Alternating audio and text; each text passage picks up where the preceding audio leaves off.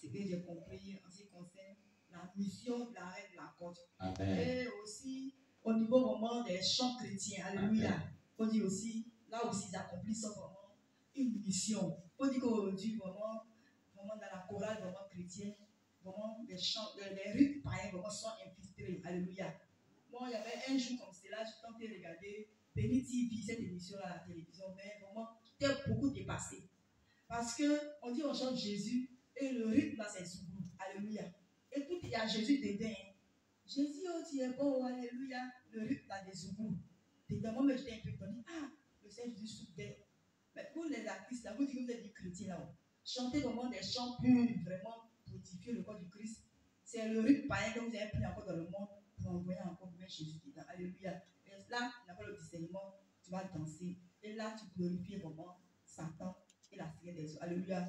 Et ce matin, vraiment, avec ce message-là, nous avons compris vraiment que c'est la mission de la règle de la côte, en fait. Ces gens-là même qui le font, d'autres sont conscients parce que beaucoup aujourd'hui aiment à Satan. D'autres aussi le font aussi par plaisir. Alléluia. Donc, nous devons vraiment faire attention aux chants. Ce n'est pas tous les chants qu'on va chanter dans l'église. Alléluia. Amen. Parmi les cantiques chrétiens, il y a le priage qu'on doit faire aussi. Alléluia. Aussi, la nudité. Alléluia. Est une mission aussi. On voit les jeunes filles d'aujourd'hui comment se mettre nues. Parce que tu portes, jupe là, ça arrive à là sur ta cuisse. On voit tout le reste de ton corps. Tu portes ta cuisse, ça arrive là au-dessus de tes seins. On voit ton ventre. Tu portes un chéri dans mon dos. Tout cela pour amener vraiment les jeunes frères à chuter. Alléluia. Donc, bien aimés frères et sœurs, si tu vois vraiment que ton mari est un coureur de jupons, vraiment ne l'accuse pas parce que ce sont les flèches de la série des eaux. À toi, si tu es chrétienne, tu dois vraiment prier beaucoup pour ton mari que de lui faire des histoires. Alléluia, parce que ce n'est pas de sa faute. Alléluia, parce que la série des eaux a été travaillée dans sa vie. Parce que vraiment, quand le bonhomme sort, il voit vraiment la nudité partout. Vraiment, l'image est collée dans son esprit, c'est pas facile. Alléluia. Nous devons vraiment aussi beaucoup prier. Parce que c'est aussi encore aussi la masturbation de la vie des sœurs, des frères. Même il y a des mamans même qui sont mariées également qui se masturbent encore. Alléluia. À cause de cette affaire de nudité partout dans l'église, dans la secte. Alléluia. Bien aimé. Donc vraiment, nous devons vraiment beaucoup prier et ne pas vraiment. C'est pourquoi quand tu passes, tu vois vraiment nudité, il faut dire Seigneur, couvre mon esprit ton sang. Enlève cette image diabolique là. Et tu pries pour cette personne aussi qui le fait. Alléluia. Amen. Vraiment, voilà ce que vraiment. C'est pourquoi le mot séduction vraiment n'est pas bien. Alléluia. Aujourd'hui, dans le corps du Christ, on pense que vraiment c'est la vie. On emploie même le mot la séduction. Alléluia. Comment faire vraiment pour séduire l'homme? Comment faire vraiment pour se séduire même entre nous les filles? Alléluia. Pour les femmes, c'est pas bien. Alléluia. Nous devons vraiment parler ce mot-là. Vraiment de notre langage, de notre manière de s'habiller, tout. Alléluia. Amen. Donc vraiment, voilà ce que j'ai compris au niveau de la mission de la Reine Vacances. Gloire à Jésus-Christ. Amen. On acclame le Seigneur Jésus-Christ. Qui d'autre a compris quelque chose pour ajouter? Oui, maman Béatrice.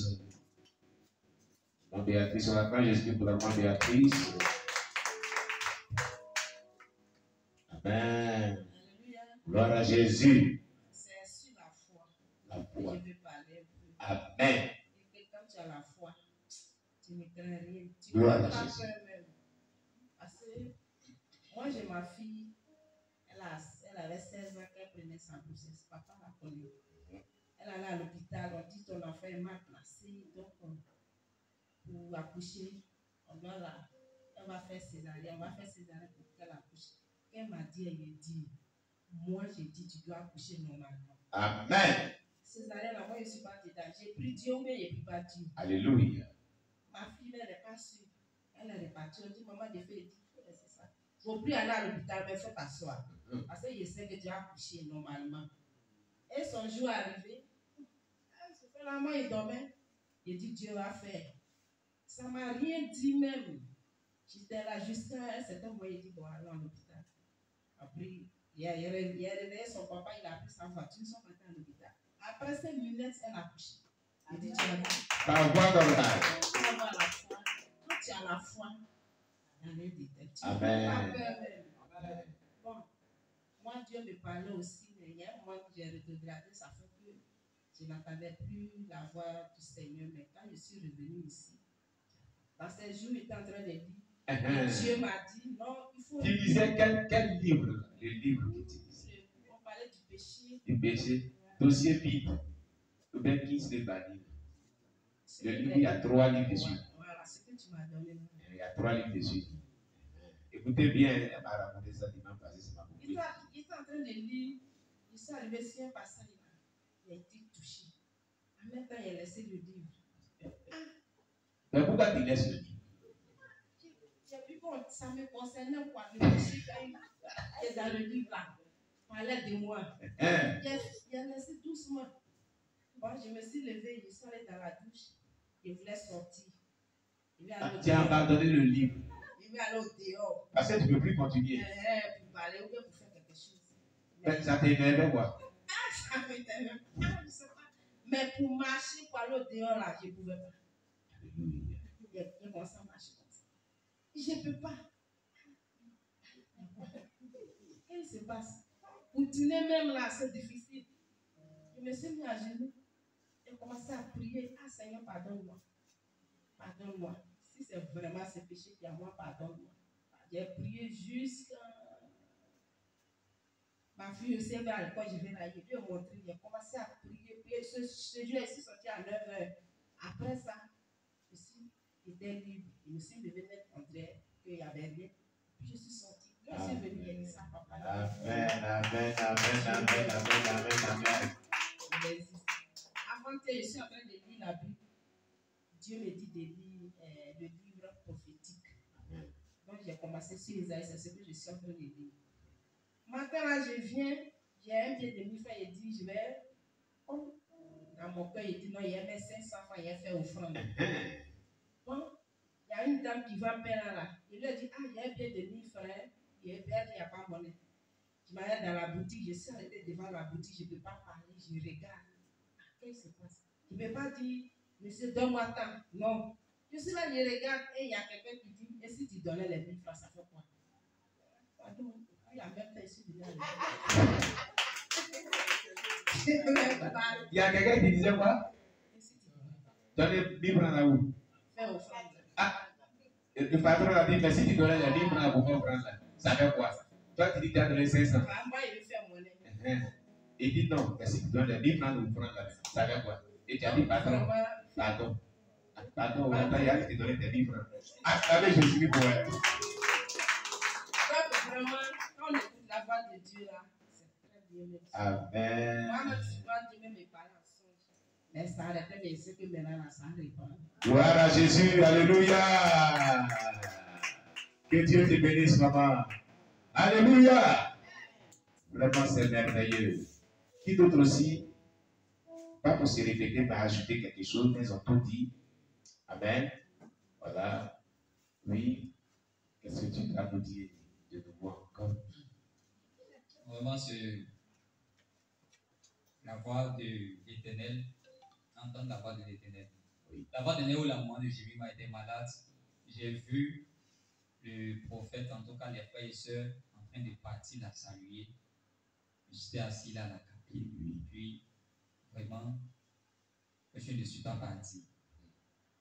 Maintenant, lorsque j'ai vu mon père avec ma mère en train de partir, le premier convoi est passé.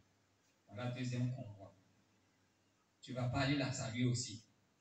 Donc, vraiment, je suis venu hier saluer toi, puis j'ai demandé qu'on parte ensemble.